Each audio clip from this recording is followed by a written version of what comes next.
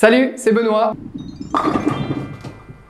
Aujourd'hui, on va parler de l'utilisation des images en classe. Avant d'aller plus loin, c'est le moment où vous téléchargez les ressources qu'on a préparées pour vous. Quand tu dis images, tu parles de quelles images? Photos, images de presse, illustrations, caricatures, publicités, tout. Mais aujourd'hui, on va travailler avec un paquet de 50 images qu'on a sélectionnées pour vous et que normalement vous avez déjà téléchargé avant, sinon c'est vraiment le moment. Comme vous le voyez, dans ces 50 images, il y a de tout, c'est très varié. C'est voulu. C'est pour permettre des associations d'idées imprévues et donc des réactions un peu inattendues chez les apprenants. Parce que chaque apprenant va voir des choses différentes dans ces images. On va voir maintenant plusieurs activités qu'on peut faire avec ce pack d'images. On va commencer par un brise-glace qui marche à tous les niveaux. Vous mettez tout simplement sur la table 9 images bien visibles et vous demandez à tour de rôle à chaque apprenant de choisir une image qui lui correspond et d'expliquer pourquoi.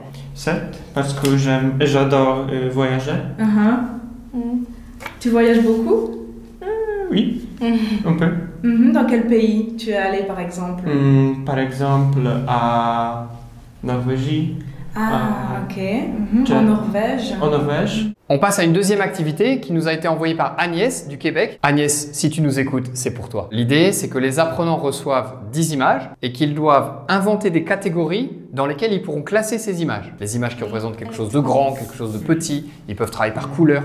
C'est à eux de créer leur propre catégorie et de mettre les images dedans. Autre activité possible à partir du niveau A2 plutôt. Ici, on donne aux apprenants une dizaine de cartes.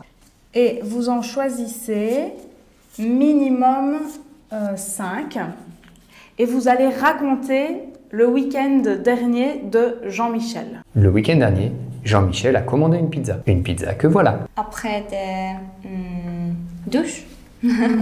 A pris une douche, il a pris une douche. Après une douche et lire un livre. D'accord. Alors lire un livre, si on doit mettre au passé, comment on peut dire?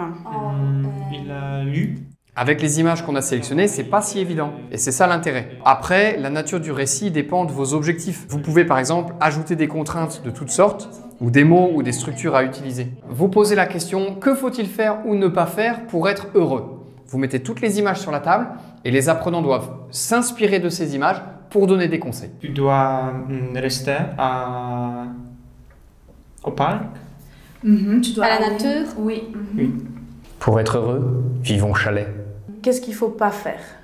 Être triste. Vous donnez aux apprenants 2 images et vous leur demandez de les associer en utilisant un connecteur logique. Par exemple, Philippe est allé au cinéma parce qu'il avait bien travaillé à l'école. Comme vous l'avez vu, on peut faire vraiment énormément de choses avec ces images. N'hésitez pas à nous laisser vos idées dans les commentaires. Il y a un magnifique bijou à gagner pour la meilleure proposition. Enfin, on vous enverra l'image en tout cas. Voilà, c'est fini. Nous, on se retrouve très bientôt sur Espace Formation FLE. À bientôt!